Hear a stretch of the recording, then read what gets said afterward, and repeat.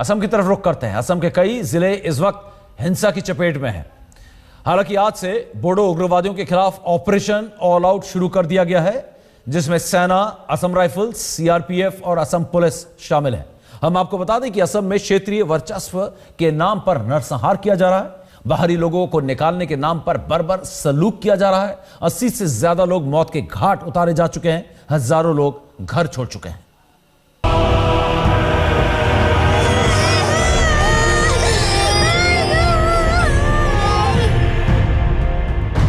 हिंदुस्तान के नक्शे पर असम हिंसा की उस आग में झुलस रहा है, जिसमें मौतों की संख्या घंटे दर घंटे बढ़ती जा रही है।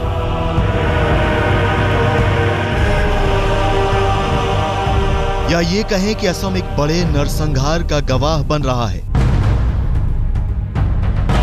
एक ऐसा नरसंहार जिसने पूरे देश को हिलाकर रख दिया है। लोगों के घर जला दिए गए हैं। जिंदगी का कोई मोल नहीं रह गया है।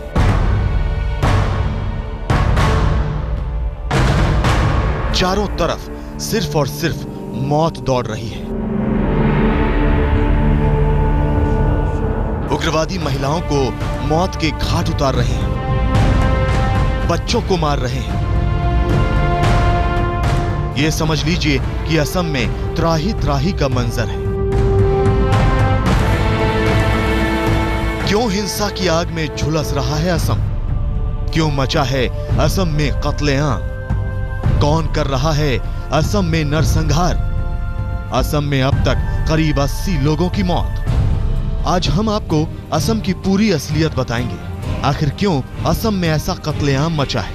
आखिर कौन है असम के नरसंहार का गुनहगार? असम में कहां-कहां हिंसा भड़की हुई है? राज्य सरकार क्या कर रही है?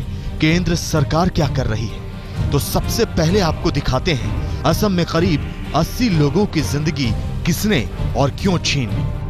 जी हां, एनडीएफबी यानी national democratic front of Bodoland. जी हां, असम में नरसंहार करने वाले उग्रवादी संगठन का यही नाम है, जो न बच्चों को बख्शता है, न महिलाओं को, न बुजुर्गों को, न युवाओं को। बोडो के आतंक से असम में बच्चा बच्चा कांप रहा है। बोडो के उग्रवादियों ने असम के 3 जिलों में अपने आतंक से कोहराम मचा रखा है। बोडो ने गांव वालों पर गोलियां बरसाई, घरों को फूंक डाला, यहां तक कि पुलिस थानों को भी नहीं बख्शा। असम में जो मारकाट मची थी सो मची थी। इसमें आग में घी का काम राज्य सरकार ने कर दिया। जी हां, राज्य सरकार ने जैसे ही ऐलान किया कि वो बोडो के खिलाफ एक्शन लेगी, उसी शाम को आदिवासी गांवों पर चुन चुनकर हमले किए गए। यहां सरकार की कमी यह थी कि सरकार को पहले सोचना चाहिए था कि इसका असर क्या हो सकता है, लेकिन सरकार नाकाम रही और सब कुछ आउट ऑफ कंट्रोल हो गया। असम के मुख्यमंत्री तरुण गोगोई ने उग्रवादियों के खिलाफ मोर्चा क्या खोला, मानो उन्होंने बारूद के ढेर में चिंगारी लगा दी और उसके जरिए जल रहा है असम। 2 जिलों में कर्फ्यू लागू है और वहीं दूसरी ओर सैकड़ों लोग बेघर हैं। पर सवाल ये उठता है कि आखिरकार इस पूरे प्रकरण में राजनीति क्यों हो रही है। और इसके बाद लोगों ने विरोध प्रदर्शन किया तो पुलिस ने फायरिंग कर दी, यानी इसमें भी 3 आदिवासी मारे गए। अब तो आलम यह है कि लोगों का पुलिस से विश्वास ही उठ गया है। लेकिन पुलिस को आंसू गैस का यूज करना चाहिए, रबर बुलेट का यूज करना चाहिए, पानी का बौछार मारना चाहिए। उन लोगों ने कुछ नहीं किया, सिर्फ फायरिंग करना स्टार्ट कर दिया।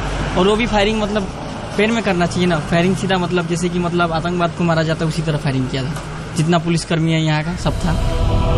हम आपको बता दें कि उग्रवादी संगठन एनडीएफबी के हमले में सबसे ज्यादा नुकसान सोनितपुर और कोकराझार जिलों में हुआ है। असम के सोनितपुर, कोकराझार और चिरांग से लेकर बोडो उग्रवादियों का आतंक अब राज्य के चौथे जिले की ओर भी बढ़ने लगा है। जी हां, हिंसा अब उदलगुड़ी में फैल गई है। असम के बदतर हालात से दिल्ली तक हिल चुकी है। आनंद फानन में गृह मंत्री राजनाथ सिंह ने फौरन असम के लिए उड़ान भर ली, वहां के हालात का पूरा मुआयना किया और उसके बाद गृह मंत्री इस नतीजे पर पहुंचे कि असम में जो कुछ हुआ वो कोई विद्रोही गतिविधि नहीं, बल्कि पूरी तरह से आतंकवादी हमला है। राजनाथ सिंह ने साफ कहा कि आतंकियों के खात्मे का हर संभव प्रयास किया जाएगा। इस घटना को मैं एक साधारण मिलिटेंसी के द्वारा की गई घटना नहीं मानता हूं, बल्कि इसे मैं एक्ट ऑफ टेरर मानता हूं। और टेररिज्म के प्रति जैसा जीरो टॉलरेंस की पॉलिसी हमने अडॉप्ट की है, वही पॉलिसी इस ऑर्गेनाइजेशन के साथ भी हम अडॉप्ट करेंगे। असम में हालात इतने बदतर हो चुके हैं कि पुलिस की कंपनियों से लेकर सेना के जवानों की तैनाती भी कर दी गई है। सोनितपुर से मनोज्ञा लोईवाल के साथ आज तक ब्यूरो। असम के 4 जिलों में हिंसा और बोडोलैंड के नाम पर नरसंहार पहली बार नहीं हो रहा है, बल्कि यह आंदोलन 80 के दशक से चला आ रहा है। लेकिन 3 दशक बाद भी यह सिलसिला जारी है। बल्कि ताजा घटना से तो पता चलता है कि बोडो उग्रवाद अब आतंक का रूप ले चुका है। देखिए इस खूनी खेल का खौफनाक इतिहास। National democratic front of Bodoland, यही वो उग्रवादी संगठन है जिसने असम के 3 जिलों में नरसंहार कर सरकार की पेशानी पर बल ला दिया। असम की सबसे बड़ी जनजाति बोडो, जिसने ब्रह्मपुत्र घाटी में धान की खेती शुरू की, उस जनजाति के ज्यादातर लोग धान रोपने की जगह लोगों के सीने में गोलियां उतार रहे हैं। 1980 के दशक के बाद बोडो आंदोलन हिंसक हुआ और national democratic front of Bodoland अस्तित्व में आया। एनडीएफबी का मकसद असम के बोडो बहुल इलाकों को अलग कर एक स्वतंत्र राज्य की स्थापना करना है। National democratic front of Bodoland में फिलहाल 1200 के करीब उग्रवादी हैं। एनडीएफबी को अघोषित तौर पर चीनी मूल के संगठनों से मदद मिलती है। 2006 में एनडीएफबी और भारत सरकार के बीच संघर्ष विराम का समझौता भी हुआ था, लेकिन ये 6 महीने तक ही चल सका था।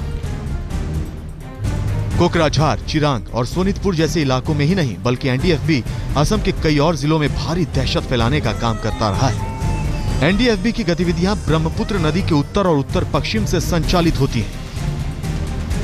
ये गुट असम के बोंगाई गांव, कोकराझार, दर्रांग, बरपेटा, धुबरी, नलबरी और सोनितपुर जिलों में सक्रिय है। यही नहीं, एनडीएफबी मेघालय की गारो पहाड़ियों में भी सक्रिय है।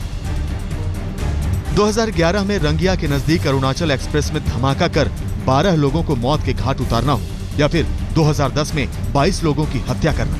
यही नहीं, इस साल एनडीएफबी का ये तीसरा हमला असम की तरुण गोगोई सरकार का कुंभकर्णीय नींद में सोना और प्रशासन की लापरवाही उजागर करने के लिए काफी है। सोनितपुर से मनोज्ञा लोईवाल के साथ आज तक ब्यूरो। केंद्र सरकार ने साफ कर दिया है कि बोडो उग्रवादियों के खिलाफ नरमी नहीं बरती जाएगी। इस मामले में अब से कुछ देर पहले सेनाध्यक्ष दलबीर सिंह सुहाग ने गृह मंत्री राजनाथ सिंह से मुलाकात की और उग्रवादियों के खिलाफ चलाए जा रहे ऑपरेशन पर बात की। हिंसा प्रभावित सोनितपुर में असम अरुणाचल बॉर्डर पर उग्रवादियों के खिलाफ असम राइफल्स, केंद्रीय सुरक्षा बल और असम पुलिस का जॉइंट ऑपरेशन शुरू हो गया है। और इस ऑपरेशन ऑल आउट में भारतीय सेना भी मदद कर रही है। बोडो उग्रवादियों के हमले के खिलाफ आज कई संगठनों ने शाम 5 बजे तक असम बंद का ऐलान भी किया है।